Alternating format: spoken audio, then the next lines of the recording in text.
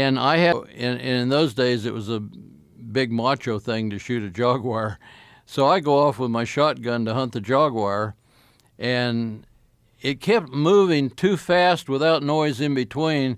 And I finally dawned on me that, hey, this is more like Indians than jaguars to me even. I went back and my guys were just ready to actually abandon me and leave me. They were so scared. Oh, no. We didn't even take the nets down. We got out of there as fast as we could, went back to camp, and the next day when we came back to get our nets, all the main strands of the nets had been stolen, proving that these were Indians that were after us. And we probably just got out in time. Woo! So that's the most danger you've ever been in.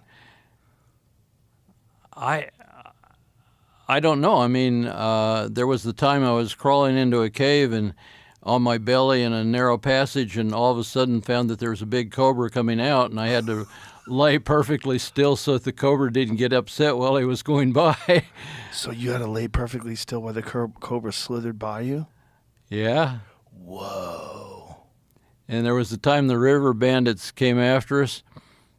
River bandits, where was that?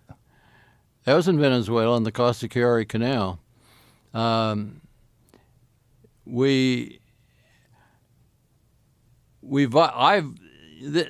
We're getting into stories that probably ought to be told at another time when we're not distracting from bats. But no, they're fun. We can go back to bats. To put a long story shorter, the JRE Canal is the world's longest natural canal, and out in the middle of it, there are just no humans around. And we were camped out there collecting for the Smithsonian. But I carried a lot of small cash to do business when I did come to where there were villages. The small cash was hidden in false bottoms of trunks. The way I got the cash, we were funded through a military grant, and anybody that knows anything about the military knows they've got every restriction under the sun on their money and accounting for it.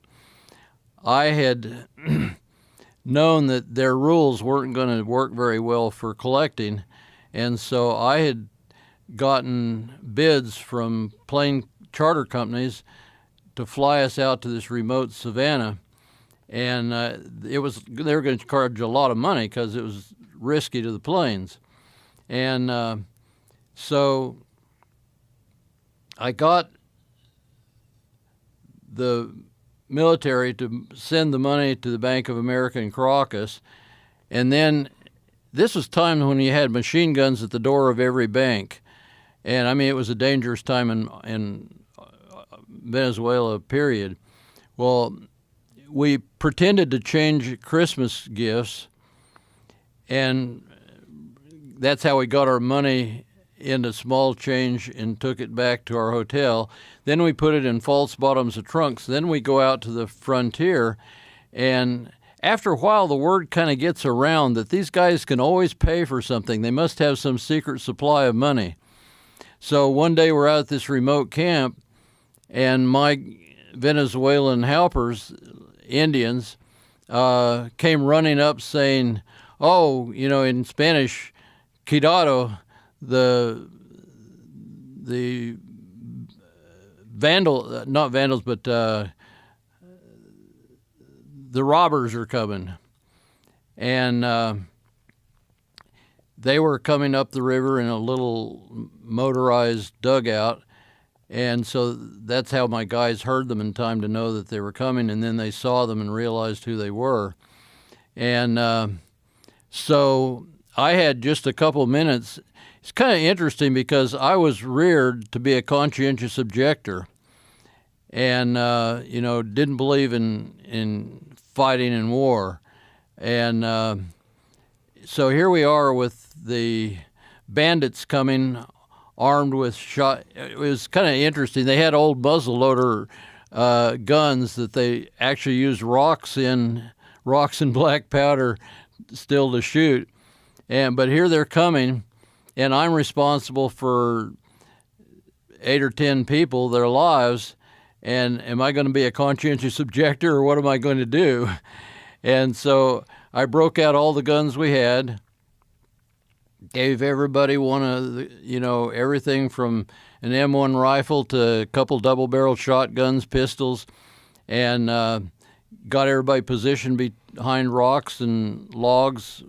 And then as the bandits approached, I yelled down to them in Spanish that we understood who they were, and if they touched that rock, we were going to kill them.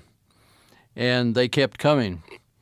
And so I finally had everybody show themselves and their guns and yelled one more time. And the last time I yelled, they were within a meter of hitting the bank. And at that point, we'd have had to kill them. Whoa. But they finally, at the last minute, when they saw they were outgunned and that we had the upper hand, they backed up and went off. That ought to be hair-raising. It was.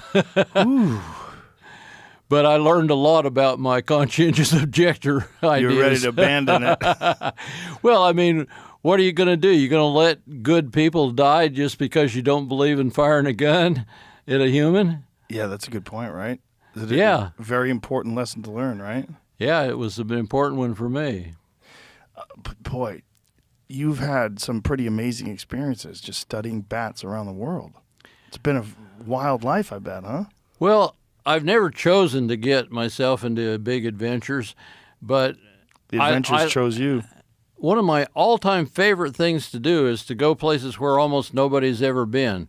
Like when I went out to see the Shamatari Indians, I had to hike 46 miles across country from the last Yanomamo village to get out there and see them. And I just went out there. I mean, I knew it was dangerous. How dangerous, I didn't know, but I just was driven by curiosity. Here's a once-in-a-lifetime opportunity to see a group of people that have only seen two other outsiders in their whole existence. And it was just so much fun going out there and experiencing that kind of thing. But I certainly got into high adventure while I was out there. Yeah, that sounds amazing. So you got to hike. How long did it take you to hike 46 miles to get to them? Well, we did it in a day and a half. I had a 40-some pound pack. We went extra fast because I did not know when we started on the trip that the reason these two Shamatari came out to visit our Yanomamo group because they were looking for allies in a battle.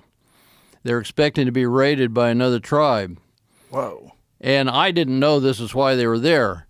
But when I asked through my interpreters,